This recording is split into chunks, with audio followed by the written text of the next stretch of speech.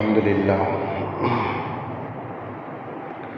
نحمده ونستعينه ونستغفره ونؤمن به ونتوكل عليه ونعوذ بالله من شرور أنفسنا ومن سيئات أعمالنا من يهده الله فلا مضل له ومن يضلله فلا هادي له ونشهد أن لا إله إلا الله وحده لا شريك له ونشهد أن سيدنا ونبينا مولانا محمدا عبده ورسوله أما بعد فقد قال الله تعالى وأنفقوا مما رزقناكم من قبل أن يأتي أحدكم الموت فيقول ربي لولا أخرتني إلى أجل قريب فأصدق وأكن من الصالحين صدق الله العلي العظيم. وقال النبي صلى الله عليه وسلم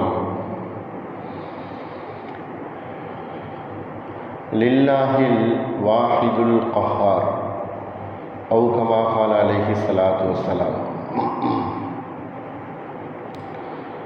புகழ் அனைத்தும் அல்லாஹ் ஒருவனுக்கே, சாந்தியும் சமாதானமும் நபிகள் நாயகம் ஸல்லல்லாஹு அலைஹி வஸல்லம் அவர்கள் மீதும் அவர்களை பின்பற்றிய உத்தம சத்திய சஹாபாக்கள், தாபிஈன்கள், தபா தாபிஈன்கள், குறிப்பாக நம் எல்லோரின் மீதும் அல்லாஹுவின் சாந்தியும் சமாதானமும் என்றென்றும் நின்று நிலவட்டுமாக. அன்பான அல்லாஹுவின் நல்லடியார்களே, அன்பு சகோதரர்களே, ஈமான்தாரிகளே, அல்லாஹ் நமக்கு வழங்கிய பாக்கியங்களிலே பரக்கத்தையும் அபிவிருத்தியையும் நன்மைகள் செய்யக்கூடிய வாய்ப்புகளை அல்லாஹ் அதிகமாக நமக்கு தந்தல் புரிவானாக. நம்முடன் இருக்கக்கூடிய நம்முடைய குழந்தை செல்வங்களுக்கு அல்லாஹ் நீண்ட ஆயுளையும் நிறைவான பரக்கத்தையும் அல்லாஹ் அவர்களுக்கும் தந்தல் புரிவானாக. திடீர் நோயிலிருந்தும், திடீர் மௌத்திலிருந்தும், திடீர் ஆபத்திலிருந்தும் அல்லாஹ் நாம் எல்லோரையும் காத்து அருள் புரிவானாக. ஆமீன். அன்பான அல்லாஹுவின் நல்லடியார்களே, இந்த வாரத்தினுடைய ஜும்மாவுடைய பயானின் தலைப்பு மரணத்தை பற்றி குர்ஆன் கூறும் செய்திகள் என்ன. உண்மையான செய்திகளை குர்ஆன் மரணத்தை பற்றி கூறுகின்றது. அதை பற்றி நம்முடைய என்ன அலைகள் என்ன, சிந்தனைகள் என்ன, குர்ஆன் கூறக்கூடிய மரணம் பற்றிய உண்டான நினைவுகள் நம்மிடத்தில் எப்படி இருக்க வேண்டும், இருந்து கொண்டிருக்கின்றது என்பதை பற்றி இன்ஷா அல்லாஹ் சில விஷயங்களை கொண்டு நாம் அறிந்து கொள்ளலாம். நபி ஸல்லல்லாஹு அலைஹி வஸல்லம் அவர்கள் சொன்னார்கள், உங்களிலே நீங்கள் மரணத்தை அதிகமாக பேசுங்கள், நினைவு கூறுங்கள். மரணம் என்பது எல்லா மனிதர்களுக்கும் சம்பவிக்கக்கூடியது தான். அதை நீங்கள் அதிகமாக பேசுங்கள், அதிகமாக நினைவு கூறுங்கள் என்பதை நபி ஸல்லல்லாஹு அலைஹி வஸல்லம் அவர்கள் சொல்லி காட்டுகிறார்கள். ஒரு மனிதனுக்கு தவறான எண்ணங்களும், தவறான ஆசைகளும், கெட்ட சிந்தனைகளும், கெட்ட பார்வைகளும், தகாத செயல்களும் ஒரு மனிதனிடத்தில் இருக்கிறது. அதை போக்குவதற்குரிய வழி என்ன? நபி ஸல்லல்லாஹு அலைஹி வஸல்லம் அவர்கள் சொன்னார்கள், மரணத்தை நினைவு கூறுங்கள், அது உங்களை விட்டும் விலகி போய்விடும். தவறான ஆசைகள், தவறான எண்ணங்கள் மரணத்தை நினைவு கூர்வதின் மூலமாக அது உங்களுடைய ஆசைகள், எண்ணங்கள் எல்லாம் தவிடுபொடியாக ஆக்கிவிடும். மரண சிந்தனை உங்களுக்கு சிறந்த சாலிகான ஒரு வாழ்க்கையை தரும். மரணத்தை நினைவு கூறுதல் என்பது நல் அமல்கள் செய்வதற்குரிய வாய்ப்புகளை அவைகள் ஏற்படுத்தும். ஆகையினால் நீங்கள் மரணத்தை பற்றி அதிகமாக பேசுங்கள், அதை சிந்திங்கள் என்பதாக நபி ஸல்லல்லாஹு அலைஹி வஸல்லம் அவர்கள் கூறினார்கள். உலகத்தில் எல்லா மனிதர்களும் மரணித்து விடுவார்கள். அல்லாஹ்வுடைய படைப்பாக இருக்கக்கூடிய மலக்குகளும் மரணித்து விடுவார்கள். உலகத்தில் அல்லாஹ் படைத்திருக்கக்கூடிய எல்லா ஜீவராசிகளும் மரணித்து போய்விடும். மரணம் என்பதை அல்லாஹ் குர்ஆன்ல குல்லு நஃப்ஸின் ஸாயிகத்துல் மௌத், ஆத்மா என்று, உயிர் என்று எதற்கெல்லாம் பெயர் வைக்கப்பட்டிருக்கிறதோ, எறும்பிலிருந்து பெரும் படைப்புகள் வரை உயிருள்ள அனைத்து ஜீவராசிகளும் மௌத்தை சுவைத்தே தீரும், மரணத்தை அடைந்தே தீரும். உயிருடன் பிறக்குதல், அப்புறம் மரணத்தை சுவைக்குதல், இது எல்லா ஜீவராசிகளுக்கும் ஏற்படக்கூடிய ஒன்றுதான். மனிதர்கள் என்று அவ்வப்போது சமுதாயங்கள் பெருகி மரணித்து விடுதல் என்பது மனிதர்களுக்கு மத்தியிலே இயற்கையானதாக இருந்து கொண்டிருக்கிறது. அவைகளை நாம் அறிவோம். ஆனால் நபி ஸல்லல்லாஹு அலைஹி வஸல்லம் அவர்கள் கூறினார்கள், மலக்குகளுக்கும் மரணம் என்பது உண்டு. மலக்குகளுக்கும் மரணத்தை அல்லாஹ் ஆக்கியிருக்கிறான். மனிதர்களுக்கு மட்டுமல்ல, மலக்குகளுக்கும் மரணம் என்பது இருந்து கொண்டிருக்கிறது. மலக்குகளுடைய எண்ணிக்கை, மனிதர்களுடைய எண்ணிக்கை நமக்கு தெரியும். எத்துணை கோடி மனிதர்கள் உலகத்தில் வாழ்கிறார்கள் என்பதை நாம் அறிவோம். ஆனால் மலக்குகளுடைய எண்ணிக்கை நமக்கு தெரியாது. அல்லாஹ் தான் மலக்குகளுடைய எண்ணிக்கையை அறிந்திருக்கிறான். எத்துணை மலக்குகள் அல்லாஹுவால் படைக்கப்பட்டிருக்கிறார்கள் என்று பார்த்தால் லட்சக்கணக்கான, கோடிக்கணக்கான மலக்குகள் படைக்கப்பட்டிருக்கிறார்கள். நபி ஸல்லல்லாஹு அலைஹி வஸல்லம் அவர்கள் கூறுவார்கள், நாளை கியாமத் நாளில் நரகத்தை சுமந்து வரக்கூடிய மலக்குகள் பார்த்தால் 70,000 மலக்குகள் சுமந்து கொண்டு வருவார்கள். அதே போல வானுலகிலே காபா என்று சொல்லக்கூடிய ஒரு இடம் இருக்கிறது. அந்த இடத்திற்குள், அந்த நுழைவாயிலே ஒவ்வொரு நாளும் 70,000 மலக்குகள் உள்ளே நுழைந்து கொண்டிருக்கிறார்கள். ஒவ்வொரு நாளும் உள்ளே போனவர்கள் திரும்பி ரிட்டர்ன் வரவில்லை. ஒவ்வொரு நாளும் 70,000 மலக்குகள் உள்ளே நுழைந்து கொண்டிருக்கிறார்கள். எப்படி காபாவிலே உம்ரா செய்கிறார்களே மனிதர்கள் உள்ளே சென்று, அதுபோன்று அங்கு மலக்குகள் உள்ளே சென்று இபாதத்துகள் செய்கிறார்கள். ஆனால் அவர்கள் திரும்ப வெளியே வரவில்லை. கியாமத் நாள் வரை இது நடந்து கொண்டிருக்கும். அப்படி என்று சொன்னால் மலக்குகளுடைய எண்ணிக்கை என்பது அல்லாஹ்வுக்கு சொந்தமானதாக இருக்கிறது. கியாமத் நாளையிலே குல்லு ஷைஇன் ஹாலிகுன் இல்லா வஜ்ஹா, எல்லா புற்பூண்டுகளும் எல்லாவும் அழிந்து போய்விடும். ஆனால் அல்லாஹ் மட்டும் தான் நிலைத்து நித்திய ஜீவனாக இருப்பான். குர்ஆன் அல்லாஹ் சொல்லி காட்டுகிறான், உலகத்தில் அழிவு என்பது எல்லோருக்கும் சொந்தமானது. நாளை எல்லாவும் அழிக்கப்பட்டு போனதற்கு பின்னால் பிரபல்யமான மலக்குகளாக இருக்கக்கூடிய 4 மலக்குகள் இருப்பார்கள். அதில் முதலாம் அவர் மலக்குல் மௌத்தாக இருப்பார். இரண்டாம் அவர் மீகாயில், மூன்றாம் அவர் இஸ்ராஃபில், நான்காம் அவர் ஜிப்ரீல் அலைஹிஸ்ஸலாம் அவர்கள். இந்த 4 மலக்குகள் இருக்கக்கூடிய சமயத்திலே அல்லாஹ் கேட்பான், எல்லாவும் அழிந்து விட்டது என்று சொன்னால் இப்பொழுது மீதமாக இருக்கக்கூடியவர்கள் யார்?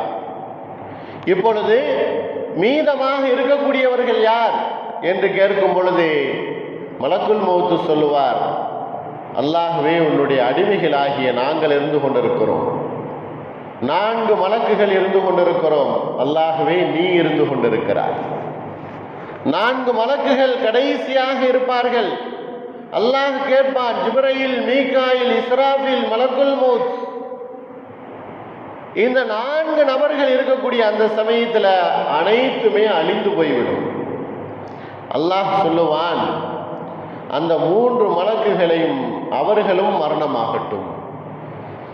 மீகாயில் அலைஹிஸ்ஸலாம், இஸ்ராஃபில் அலைஹிஸ்ஸலாம், ஜிப்ரீல் அலைஹிஸ்ஸலாம் அவர்களும் மரணிக்கப்பட்டு போய்விடுவார்கள்.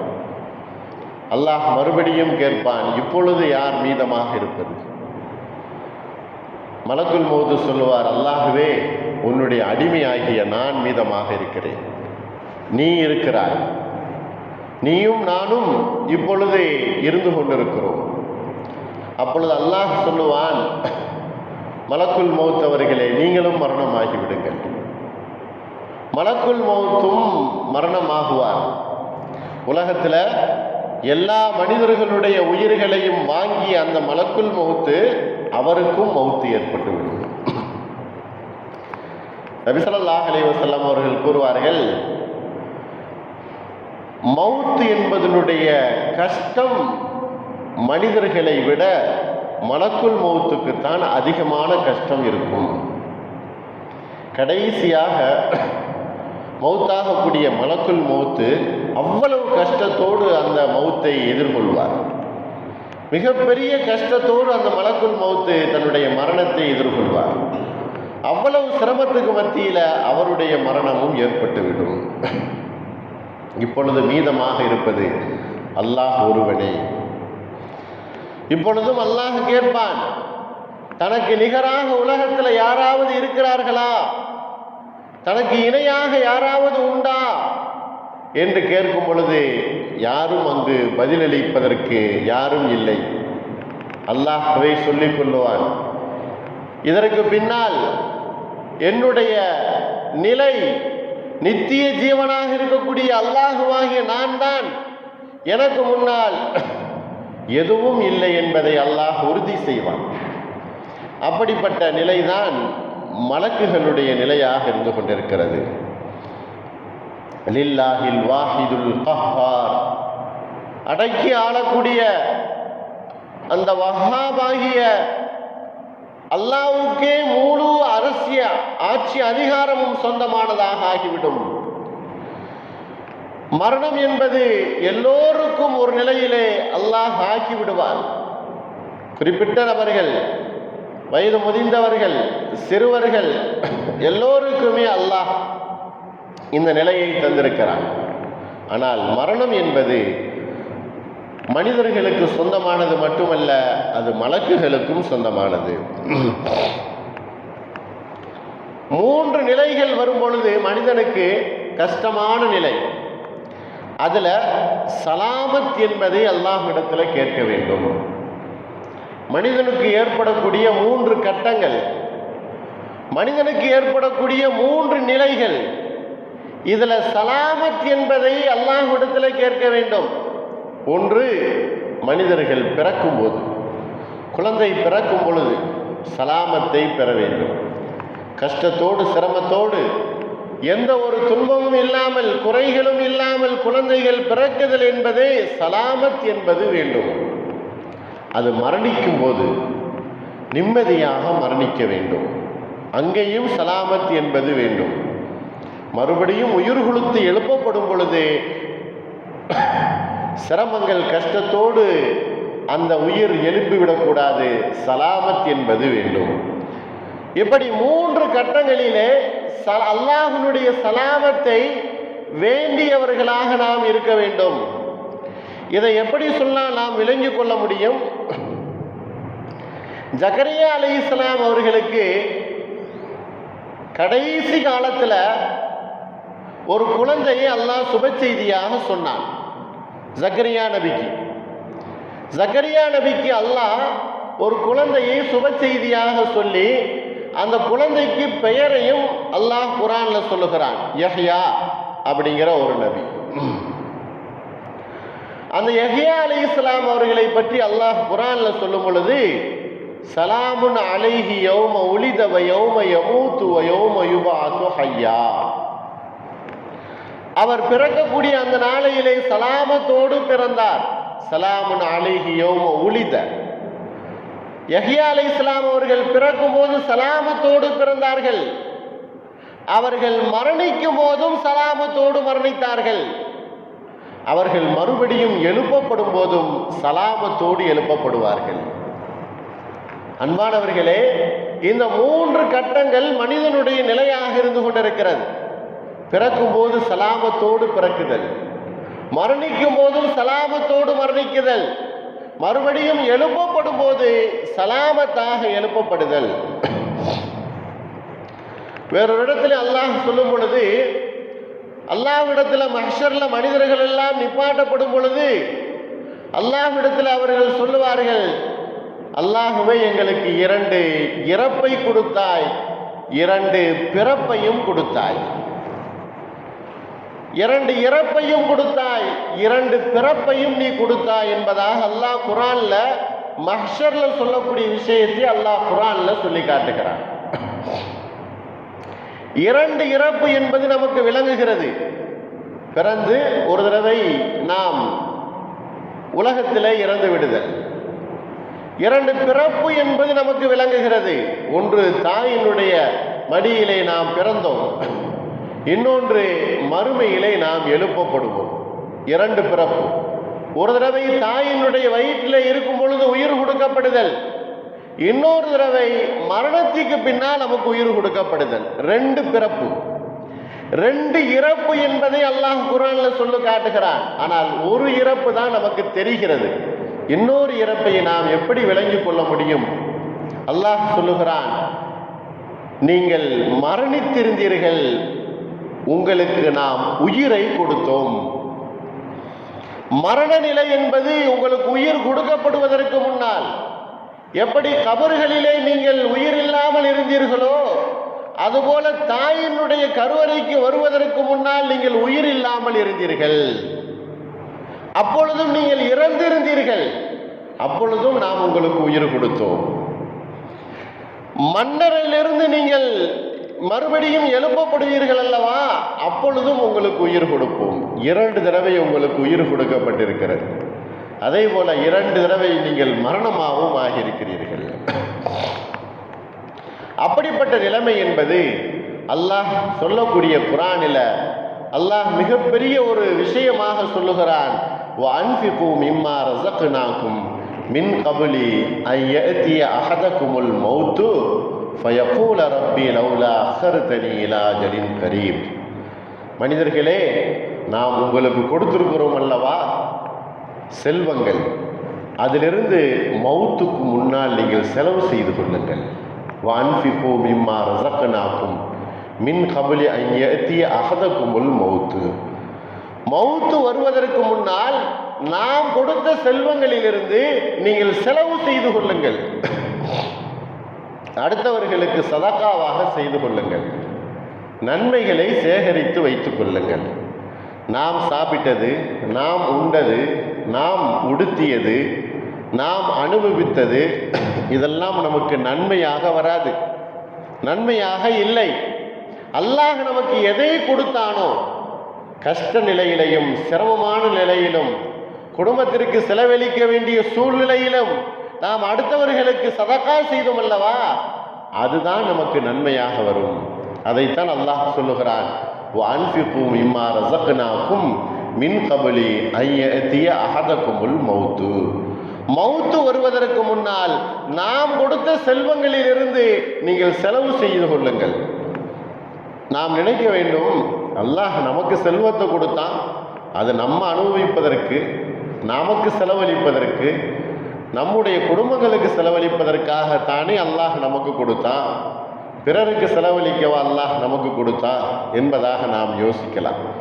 அல்லாஹ் சொல்லுகிறான், கட்டளையிடுகிறான், உங்களுக்கு கொடுக்கப்பட்ட செல்வம் உங்களுக்கு மட்டுமல்ல, அது அடுத்தவர்களுக்கும் சொந்தம். ஆகையினால் மௌத்துக்கு முன்னால் நீங்கள் அதை செலவு செய்து விடுங்கள். அப்படி மௌத்துக்கு முன்னால் செலவு செய்யாமல் விட்டுவிட்டீர்கள் என்று சொன்னால், ஃபயகூலு ரப்பி லௌலா அஹ்ர்தனி இலா அஜலின் கரீப், மரணம் வந்துவிட்டது, செலவு செய்யலை, மரணம் வந்துருச்சு. அப்போ ஒவ்வொரு மனிதர்களும் சொல்லுவார்கள், ஃபயகூலு ரப்பி, இறைவா இறைவா லௌலா அஹ்ர்தனி இலா அஜலின் கரீப், கொஞ்சம் அவகாசத்துக்காக வேண்டி என்னுடைய உயிரை வாங்காமல் நீ தாமதிப்பாயாக. லௌலா அஹ்ர்தனி இலா அஜலின் கரீப், சிறிது காலத்திற்கு எனக்கு தவணை தருவாயாக என்பதாக ஒவ்வொரு மனிதர்களும் கூறுவார்கள். அப்படி நீ தவணை கொடுத்தால் சதகா செய்து சாலிகானவர்களாக நான் ஆகிவிடுவேன் என்பதாக ஒவ்வொரு மனிதர்களும் கூறுவார்கள். இதை அல்லாஹ் திருமறையிலே சொல்லி காட்டுகிறான். சூரத்து முனாஃபிகூன் என்கிற அந்த சூறாவிலே அல்லாஹ் இந்த வசனத்தை சொல்லி காட்டுகிறான். அல்லாஹ் கூறுகிறான், கொடுத்த செல்வத்திலிருந்து மௌத்துக்கு முன்னால் செலவு செய்யுங்கள் என்பதாக. அப்படி செலவு செய்யாமல் மௌத்து வந்துவிட்டது என்று சொன்னால் ஒவ்வொரு ஆத்மாவும் சொல்லும், எனக்கு தவணை வேண்டும், எனக்கு கால தாமதம் வேண்டும், நான் சதகா செய்து சாலிகான மனிதராக ஆகிவிட்டு வந்து விடுகிறேன் என்பதாக சொல்லப்படும். சொல்லுவார்கள் ஒவ்வொரு மனிதர்களும். ஆனால் தவணை கொடுக்கப்படாது. சிறிது காலங்கள் முந்தவும் செய்யாது, சிறிது நேரம் பிந்தவும் செய்யாது. குறிப்பிட்ட நேரத்திலே மரணம் என்பது வந்துவிடும். அல்லாஹ் மரணத்தினுடைய நேரத்திலே 3 அல்லாஹ் காட்டி விடுவான். 3 விஷயங்களை மரணத்தினுடைய நேரத்திலே அல்லாஹ் காட்டி விடுவான். ஒன்று, நம்மிடத்தில் உயிரை வாங்கக்கூடிய அந்த மலக்குல் மௌத் நம்முடைய கண் முன்னால் தெரிவான். மலக்குல் மௌத் நம்முடைய கண்ணுக்கு முன்னால் தெரிவான். மரணத்தினுடைய கசப்பும் மரணத்தினுடைய கஷ்டமும் நமக்கு தெரியும். 3வது, நாம் சொர்க்கவாசியா நரகவாசியா என்பதை நாம் கண்கூடாக மரணத்தினுடைய சமயத்திலே அறிந்து கொள்வோம். சிறு வயதில் குழந்தைகள் இறந்தாலும் சரி, வாலிப வயதில் இறந்தாலும் சரி, வயோதிகத்தில் இறந்தாலும் சரி, நிச்சயமாக ஏதாவது ஒரு விதத்திலே அந்த குடும்பத்திற்கு இழப்பும் பாதிப்பும் ஏற்படத்தான் செய்யும். மரணம் என்பது குழந்தையிலையும் வருகிறது, வாலிபத்திலையும் வருகிறது, வயோதிகத்திலையும் வருகிறது. ஆக எதில் வந்தாலும் அந்த குடும்பத்தாருக்கு ஒரு பாதிப்பும் ஒரு சிரமமும் ஒரு இழப்பும் ஏற்பட்டுத்தான் ஆகும். ஆனால் அதை ஈடுகட்டுவதற்குத்தான் அல்லாஹ் சொல்லுகிறான், நீங்கள் மரணத்திற்கு முன்னால் உங்களுடைய செல்வங்களை நீங்கள் தர்மமாக ஆக்கிக் கொள்ளுங்கள். இப்ராஹிம் அல் ஹர்பி என்கிற ஒரு தாபியா, அவருடைய வாழ்க்கையில் தனக்கு ஒரே ஒரு மகன். அந்த மகன் நல்ல குரானை ஓத வைக்கிறார். 7 வயதிலே குரானை மனனம் செய்ய வைத்து விடுகிறார்.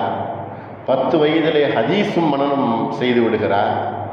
10-11 வயது ஆகும் பொழுது அந்த இப்ராஹிம் அல் ஹர்பி அவர்களுக்கு செய்தி சொல்லப்படுகிறது, உங்களுடைய மகன் இறந்து விட்டான் என்பதாக. சிறு வயதிலே இருக்கக்கூடிய அந்த குழந்தை இறந்து விட்டது என்பதாக செய்தி வரும் பொழுது அவர் சந்தோஷப்படுகிறார். குழந்தை இறந்து விட்டது என்கிற செய்தி உங்களுக்கு எப்படி சந்தோஷம் தருகிறது? சொல்லுகிறார்கள், என்னுடைய மகன் இறக்க வேண்டும், மரணிக்க வேண்டும் என்பதை நான் ஆசைப்பட்டேன் என்பதாக சொல்கிறார். அது அதற்கு மேலே பெரிய அதிர்ச்சியான செய்தியாக இருக்கிறது. குழந்தை இறந்துவிட்டால் சந்தோஷப்படுதல் என்பது ஒரு ஆச்சரியம். மரணமாகுதல் என்பது, அதை விரும்புதல் என்பது அதைவிட ஆச்சரியம். ஏன் அப்படி நீங்கள் கேட்டீர்கள் என்று கேட்கும் பொழுது, ஒரு தடவை நான் கனவு கண்டேன். அந்த கனவிலே மஹ்ஷருடைய வேளையிலே எல்லா மனிதர்களும் தாகத்தோடு சென்று கொண்டிருக்க, குழந்தைகளுடைய கைகளிலே தண்ணீர் குவளைகள் இருந்து கொண்டிருக்கு. அவர்கள் தண்ணீர் கொண்டு வந்து ஒரு பெரிய கூட்டம் குழந்தைகளாக வந்து தண்ணீர் தருகிறார்கள். நானும் அந்த குழந்தைகளிடத்தில் போய் கனவிலே தண்ணீர் கேட்கிறேன். அந்த குழந்தைகள் சொல்கிறது, இது எங்களுடைய பெற்றோர்களுக்கு மட்டும் கொடுக்கக்கூடிய தண்ணீர். நாங்கள் சிறு வயதாக இருக்கும்போது குழந்தையிலேயே நாங்கள் மரணித்து விட்டோம். இப்பொழுது எங்களுடைய பெற்றோர்களை நாங்கள் எதிர்பார்த்து கொண்டிருக்கிறோம். அவர்களுக்கு நாங்கள் தண்ணீர் கொடுப்பதற்கு எங்களை அல்லாஹ் ஏற்படுத்தி விட்டான். எங்களுடைய பெற்றோர்கள் வருவார்களோ அவர்களுக்கு நாங்கள் தண்ணீர் கொடுப்போம் என்பதாக சொல்லும்போது நான் ஆசைப்பட்டேன், என்னுடைய குழந்தையும் இந்த மாதிரி மரணித்தால் எனக்கும் நாளை மஹ்ஷரில் அந்த குழந்தை தண்ணீர் கொடுக்குமே என்பதாக நான் ஆசைப்பட்டேன். ஆகையினால் தான் அந்த நிலைமை என்பது ஏற்பட்டிருக்கிறது. மரணம் என்பது உலகத்தில் பெரிய இழப்பாக இருந்தாலும் குழந்தைகளுடைய மரணம் அது மறுமையினுடைய மிகப்பெரிய வரப்பிரசாதமாக ஆகிறது என்பதை நாம் விளங்க வேண்டும். நபி ஸல்லல்லாஹு அலைஹி வஸல்லம் அவர்களுடைய காலம் முதற்கொண்டு இதுவரையிலேயும் நபி அவர்களுடைய காலத்திலேயும் குழந்தைகள் இறந்திருக்கிறன. அவர்களுடைய குழந்தை ஆண் குழந்தைகள் மரணமாகி இருக்கிறது. வாலிப வயதிலே சஹாபாக்கள் மரணமாக ஆகியிருக்கிறார்கள். இப்படியாக நிறைய சம்பவங்கள் வாழ்க்கையிலே நாம் இன்றைக்கு காண முடியும். இன்றைக்கும் கொடுமையின் காரணமாக எத்துணை குழந்தைகள் பலஸ்தீனிலே காசாவிலே மரணமாகி துடிதுடித்து இறந்து கொண்டிருக்கிறது. அந்த குழந்தைகள் எல்லாம் நாளை மஹ்ஷரில் முன் ஏற்பாடாக அந்த பெற்றோர்களுக்கு அமைகிறது என்பதை நபி ஸல்லல்லாஹு அலைஹி வஸல்லம் அவர்கள் விளக்குகிறார்கள். ஒரு வாலிபனுடைய மரணம், அந்த வாலிபத்தினுடைய மரணம் ஒரு குடும்பத்துக்கு மிகப்பெரிய பாதிப்பை ஏற்படுத்தினாலும் அவனுடைய இழப்பு மிகப்பெரிய சிரமத்தை உலகத்தில் தந்திருந்தாலும் மறுமையில் அந்த மரணம் என்பது அந்த குடும்பத்தாருக்கு மிகப்பெரிய ஒரு நன்மையாகவே அமைகிறது. ஆக இப்படி மரணத்தை பற்றி அல்லாஹ் குர்ஆனில் நிறைய இடங்களிலே சொல்லி காட்டுகிறான். ஒரு மனிதன் தவறு செய்யாமல் இருப்பதற்கு, ஒரு மனிதன் தவறை விட்டும் தன்னை காத்து கொள்வதற்கு, தவறான சிந்தனையிலையும் செயல்களிலிருந்து பாதுகாத்து கொள்வதற்கு மரண சிந்தனையும் மரணத்தினுடைய பேச்சும் மரணத்தினுடைய நினைவு கூறுதலும் மிக மிக அவசியமானதாக இருந்து கொண்டிருக்கிறது. ஆகையினால் அன்பானவர்களே, அல்லாஹ்வின் நல்லடியார்களே, திடீர் என்கிற மரணத்தை விட்டும் அல்லாஹ் நம் எல்லோரையும் காத்தல் புரிவானாக. தௌபாவுனுடைய மரணத்தை அல்லாஹ் நமக்கு தந்தல் புரிவானாக. கடைசி நேரத்திலே லா இலாஹ இல்லல்லாஹ் முஹம்மது ரசூலுல்லாஹ் என்கிற கலிமாவோடு நம்முடைய நினைவலைகளை அல்லாஹ் நிறுத்துவானாக. கபரிலையும் மறுமையிலையும் உயர்ந்த அந்தஸ்திற்குரியவர்களாக சாலிஹானவர்களுடைய கூட்டத்திலே அல்லாஹ் நாம் எல்லோரையும் சேர்த்து அருள் புரிவானாக. வாஹிர் தாவான் அல்ஹம்துலில்லாஹி ரப்பில் ஆலமீன். அஸ்ஸலாமு அலைக்கும் வரஹ்மத்துல்லாஹி வபரகாத்துஹு.